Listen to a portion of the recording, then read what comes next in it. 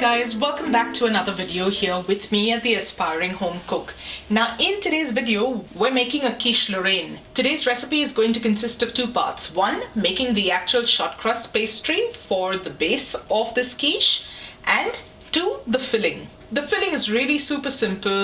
The shortcrust pastry is beautiful, and while I have shared one version of my shortcrust pastry in the past, today I'm going to be making another beautiful shortcrust pastry using my food processor. Now that takes a lot of time and effort out of it and makes it another quick and simple recipe to put together. Now before we go on to the recipe, if you're new here and you haven't done so already, please subscribe to my channel, and once you do, click on that little bell icon so that you get notified every time I upload a new video. Okay then, let's start with the recipe. So for my shortcrust pastry, you're going to need just three very basic pantry ingredients. I've got 250 grams of plain flour, all-purpose flour.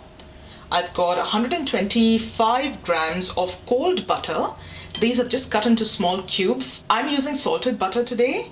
If you're using unsalted butter, you will need to add a little pinch of salt to season your pastry. And I've got a little bit of cold milk over here, just a couple of tablespoons. You may not need to use all of it. We're just going to use as much as we need to sort of moisten the dough and help us bring it together. That's it, just three ingredients.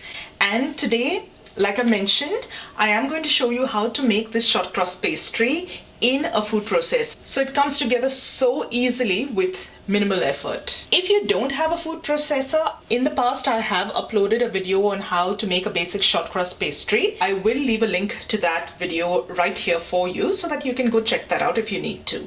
I just have a very basic food processor here. I'm going to pop in my flour and I'm going to tip in my butter. Gonna pop the lid on, and all I'm going to do is gently just pulse it till the butter breaks down.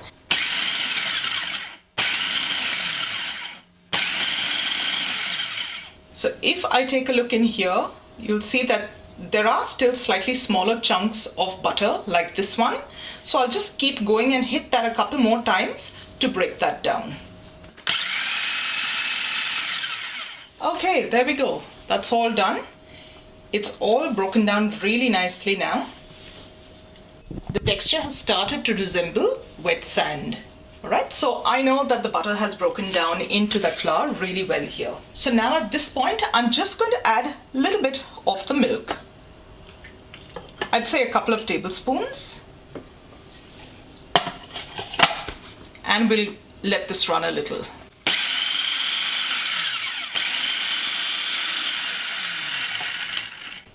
Don't go too crazy with the liquid because that will just start developing gluten. I'm going to scrape down the sides so that everything mixes through well.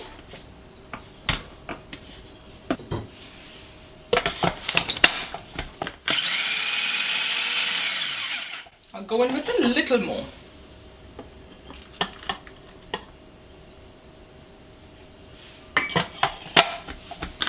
So in all, it usually takes about 4 tablespoons of milk, roughly around 50 to 60 milliliters, depending on your flour. Okay, happy with that. I'm just going to scrape the sides down and just run it through once more. So like you can see here, it hasn't been knead into a dough. We don't want that happening. We just want it to start coming together. I've got a little bit of cling film over here. You can use parchment paper if you'd like as well. We are going to have to chill this dough a little. So I'm just going to bring it together on that cling film so that everything happens at one go and there's lesser mess involved. Okay, now no kneading involved. I'm just going to bring everything together very gently.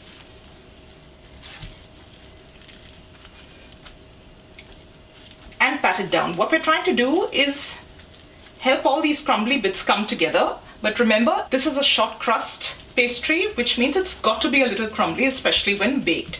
So we're not really going to need that much at all. If you knead the dough, you're going to develop the gluten in there, and that's going to lead to a much tougher crust or pastry. And that's all there is to it. My dough is done. zero kneading involved.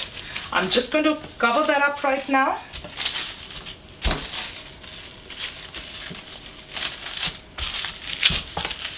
And I'm going to tuck this in the fridge for about half an hour. That will give this pastry a chance to cool down again. So this has been refrigerating for about half an hour, and we're now ready to roll. I've got my oven preheating at 180 degrees. With a little extra flour, I'm going to roll this out.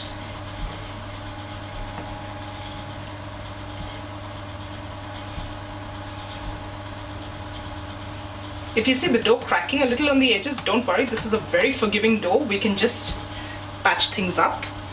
And as I'm rolling, I just go around the edges to try and keep things together.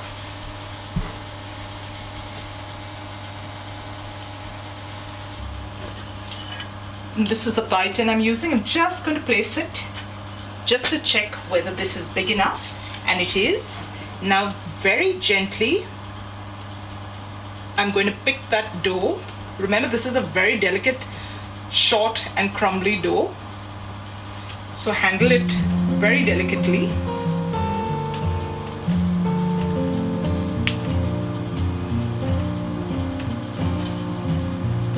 And I'm going to just place this over the pan.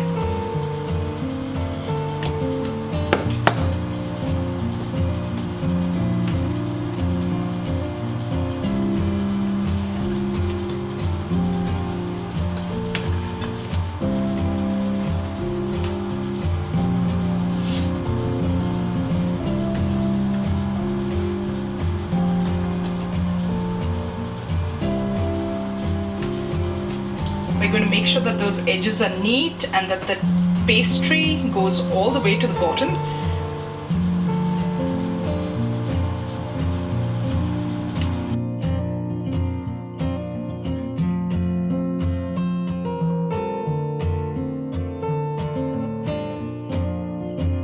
Now the quickest and easiest way is to just pinch together any portions that you see might be a little cracked. And like I said, it's a very forgiving dough, so it repairs almost instantly and with minimal effort. Alright, once you're happy with that, just run your rolling pin over the top to cut off the excess. Now, don't get rid of this. This is actually my husband's favorite part of the dough. Roll this back up, cut them into little squares or circles, bake them up and serve them as crackers. They are absolutely divine. So now with this formed, I'm just going to pop this back into the fridge for another 10 to 15 minutes to cool down.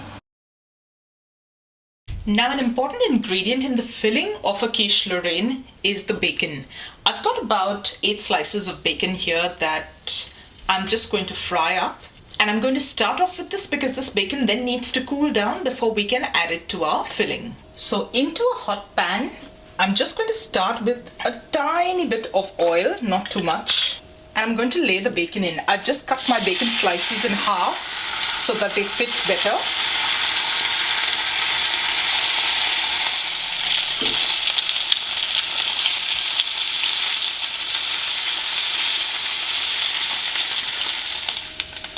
And when the bacon's cooked, I just like to take it off on a kitchen towel to absorb any excess oil or fat. And I'm going to continue frying the rest of my bacon like this. We're going to get things going for our filling now. So this is the bacon that we had fried off earlier. Like you can see, all that excess fat has nicely been absorbed and soaked up by that kitchen paper. All I'm going to do now is cut this into little pieces. Now you can cut your bacon up before frying as well. It's just a matter of preference, really. It's totally up to you. I've also got a few chives here that I'm roughly going to chop up. And just to make that go faster, what I do is I cut it into half. Now if you don't have chives, you can also use the greens of spring onions if that's all you have access to.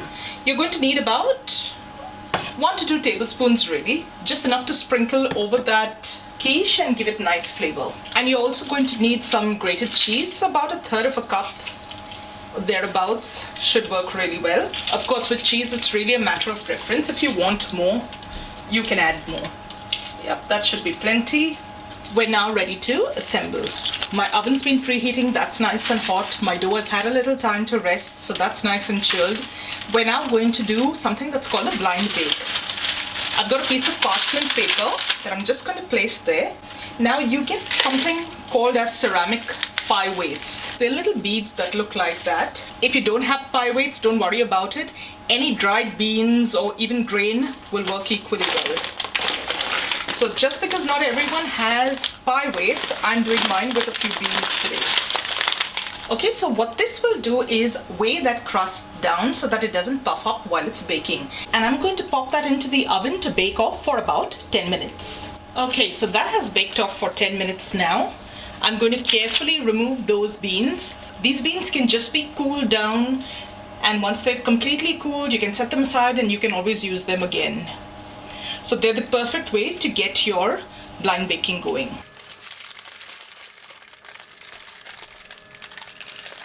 And just to make sure this doesn't get any ideas in the oven, I'm lightly going to poke that through with a fork a few times. You can do this at the beginning as well. I just forgot to do it at that stage. So I'm just lightly going to do it now.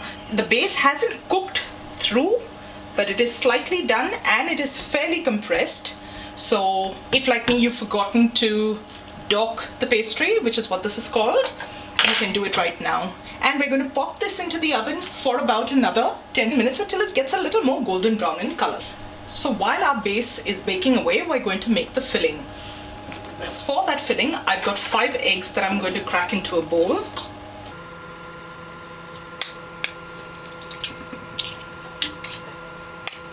And we're going to gently whisk this. With that done, we're going to season it. Sorry guys, my camera just died out on me. What I've done is I've added a 1/4 teaspoon of salt in here already. Now remember that there will be a little cheese in the filling, so there will be a little more saltiness from the cheese that comes through as well. Going in with about 1/2 teaspoon of black pepper, and I'd say 1/8 of a teaspoon of nutmeg, or 2 pinches. You don't want to add too much nutmeg because that will overpower the entire dish. And you're going to whisk that through. To this, we're going to add 3/4 of a cup of heavy cream. I'm going to add 3/4 of a cup of milk.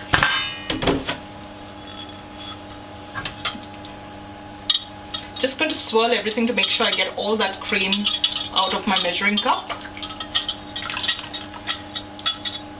And we're going to gently whisk this till everything is combined. I'm happy with that. We just have to wait for that crust to come out of the oven and we're ready to fill our quiche up. Okay, that has baked away. We're ready to put this together. I'm going to start off with a layer of the bacon, and then going in with a layer of the grated cheese, some of those beautiful chives that we had chopped up. Now it may look like there's no place for our egg mix to go in, but trust me, it will. Slowly, carefully pour that filling in. Yep, I'm happy with that. Now that's going to go into the oven to bake until it's set. It usually takes somewhere between 30 to 40 minutes or so. In the meanwhile, we can get the second little baby quiche going. I've intentionally left this and made this into separate lots because that little one's going to go in tomorrow's lunchbox. Now this recipe makes just enough of the crust as well as the filling for about an 8.5 to 9-inch loose bottom tart tin. Quiche has just come out of the oven. I'm not going to touch or cut it just yet. I'm going to let this cool down a little bit so that everything in there has time to set a little. And that, guys, is my version of a quiche Lorraine. It's a simple recipe to put together and is a great one to have on hand if you're expecting company, especially during the holiday season. These are perfect for those brunches and other gatherings that you may have planned. Now, taking this out of this little tin couldn't be simpler. It's a loose bottom tin, so just place a glass or a bowl under and the tin on top.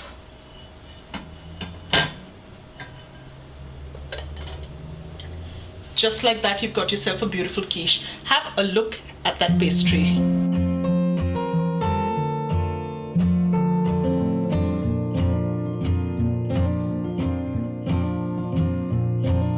And that's what the quiche looks like on the inside. It's just about set. You can see that beautiful melted cheese in the center and those bits of bacon going through. I'm going to dig in. I want a little bit of that crust which just crumbles, like you can see here. A little bit of that bacon.